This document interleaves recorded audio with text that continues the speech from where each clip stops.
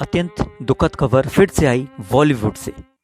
कल इरफान खान और आज ऋषि कपूर, जो 67 साल की उम्र में आज गुरुवार 30 अप्रैल की सुबह 8:45 बजे हमारे बीच नहीं रहे। बुधवार को इनकी तबीयत बिगड़ने के कारण इन्हें मुंबई के HN रिलायंस फाउंडेशन हॉस्पिटल में भर्ती कराया गया। इनके बड़े भाई रणधीर कपूर ने डॉक्टर्स के बाद इनके निधन की पुष्टि की। ये दिग्गज अभिनेता राज कपूर के दूसरे बेटे थे। इनके दो भाई रणधीर और राजीव कपूर हैं। दो बहनें ऋतु नंदा और रिमा जैन हैं। ऋषि कपूर ने अपना फिल्मी करियर 1973 में फिल्म बॉबी से शुरू किया था। ये 2018 से कैंसर से जूझ रहे थे। आज आप इस क्षणभंगुर धरती में जंग हार गए और अनंत यात्रा पर निकल गए। इस मौके पर अनंत यात्रा की पूरी टीम इनको भावभीनी श्रद्धांजलि दे रही है। आप भी इस दिवंगत आत्मा के लिए ईश्वर से शांति की प्रार्थना कीजिए। अनंत यात्रा की टीम ने इनको श्रद्धा सुमन अर्पित करने के लिए एक वीडियो क्लिप तैयार किया है, जो इनको श्रद्धांजलि स्वरूप अर्पित किया जा रहा है। हिंदी फिल्म इंडस्ट्री के बहुचर्चित कपूर खानदान में शायद ऋषि कपूर ही एकमात्र ऐसे कलाकार थे जिन्होंने एक अलग पहचान बनाई। शोमैन राज कपूर के बाद अगर कपूर खानदान का नाम किसी और ने चमकाया तो वे थे ऋषि कपूर। ऋषि कपूर के अभिनय की खासियत के अलावा इनका बिंदास कैरेक्टर लोगों को बहुत भाता था। उन्होंने कभी ये इनकार नहीं किया कि वे बहुत शराब पीते थे। कभी उन्होंने इसकी अनदेखी नहीं की कि बेटे रणवीर कपूर के साथ जनरेशन गैप रहा। आपने ओपिनियन में ईमानदार होने के कारण सोशल मीडिया पर इन्हें बहुत ट्रोल किया गया। कई बार देर रात उनके ट्वीट काफी ह्यूमरस होते थे तो कई बार उन्हें परेशानी में डालते थे। वर्ष 2017 में उनकी किताब आई खुल्लम खुल्ला। उनकी किताब की इसलिए भी खूब चर्चा हुई क्योंकि ऋषि कपूर ने उसमें कई बातें खुलकर लिखी। आइए नजर डालते हैं ऋषि कपूर की खुल्लम खुल्ला की कुछ ऐसी बातें जिसका लोगों को अंदाजा तो था, लेकिन खुलकर कपूर खानदान में कभी किसी ने नहीं कहा। जैसे राज कपूर के विवाहेतर संबंध। ऋषि कपूर ने अपनी किताब में खुलकर स्वीकार किया था कि शादीशुदा होने के बाद भी उनके पिता राज कपूर के कई महिलाओं के साथ रिश्ते थे। उन्होंने इस किताब में राज कपूर के नरगिस और वैजंती माला के साथ अफेयर की चर्चा की थी। ऋषि कपूर ने लिखा था कि कैसे उस दौर में उनकी मां पहले एक होटल में और फिर चित्रकूट में एक अपार्टमेंट में शिफ्ट हो गई थी। ऋषि कपूर के मुताबिक उनकी मां कृष्णा कपूर ने कभी हार नहीं मानी और जब राज कपूर इन रिश्ते से निकल गए तभी वे उनके साथ वापस लौटी। ऋषि कपूर उन दिनों बहुत छोटे थे, लेकिन उन्होंने लिखा था कि कैसे उनके पिता राज कपूर उनकी मां को मनाने की कोशिश करते रहे। फिर नीतू सिंह से पहले प्यार के बारे में इन्होंने लिखा है। ऋषि कपूर और नीतू सिंह की शादी बॉलीवुड की चर्चित शादियों में से एक थी, लेकिन अपनी किताब में ऋषि कपूर ने स्वीकार किया था कि वे एक पारसी लड़की के प्यार में कैसे पागल थे। उन्होंने किताब में लिखा था कि उस पारसी लड़की का नाम यास्मीन मेहता था। ये वाकया उनकी पहली फिल्म बॉबी के आने के भी पहले का है। जब बॉबी फिल्म आई तो कई गौशे फिल्मी पत्रिकाओं ने ऋषि कपूर और डिम्पल कपाड़िया के रिश्ते पर चटकारे लिए। उस समय की चर्चित पत्रिका स्टारडस्ट ने भी इस पर स्टोरी कवर की। हालांकि उस समय डिम्पल कपाड़िया और राजेश खन्ना की शादी हो चुकी थी। ऋषि कपूर ने स्वीकार किया था कि इसके कारण उनका रिश्ता प्रभावित हुआ है। इस गॉसिप ने ऋषि कपूर और यास्मीन के रिश्ते पर विराम लगा दिया। ऋषि कपूर के अनुसार उन्होंने यास्मीन को मनाने की बहुत कोशिश की, लेकिन सफल नहीं हो पाए।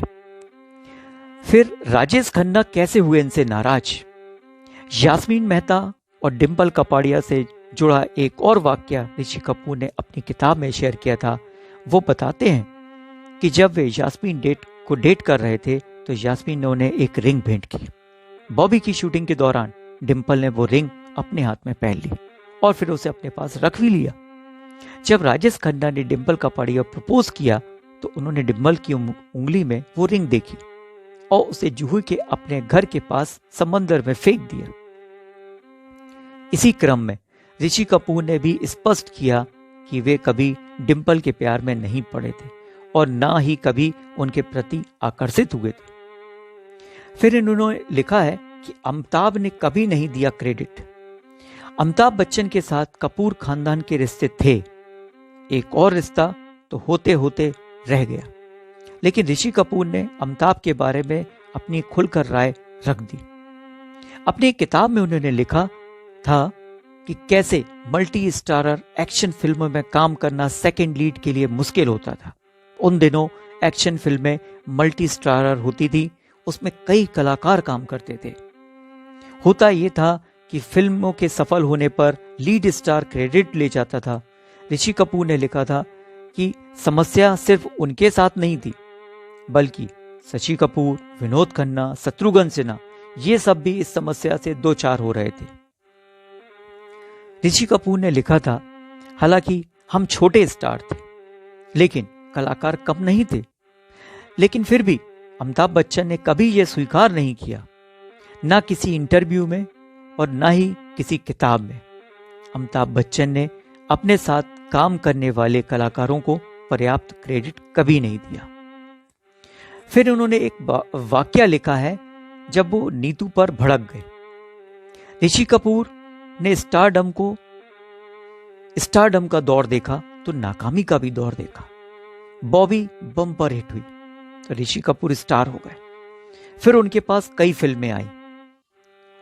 उनकी फिल्मों से लोगों को कई तरह की उम्मीदें बंध गईं, लेकिन वो बॉक्स ऑफिस पर लगातार पिटती रहीं। उस समय तक उनकी और नीतू सिंह की शादी हो गई। ऋषि कपूर के मुताबिक वे समय उनके लिए हताशा और निराशा भरा था, क्योंकि उनकी कोई फिल्में नहीं चल पा रही थी। उसी हताशा में उन्होंने अपनी नाकामी का ठीकरा नीतू सिंह के सिर पर फोड़ दिया। उस दौरान नीतू सिंह प्रेग्नेंट थी, लेकिन उन्हें उस स्थिति में ऋषि कपूर की हताशा झेलनी पड़ी। उन्होंने माना कि परिजनों और मित्रों के सहयोग के कारण वे उस दौर से बाहर निकल पड़े, लेकिन ऋषि कपूर को इसका एहसास था कि नीतू सिंह ने वो समय कैसे झेला होगा।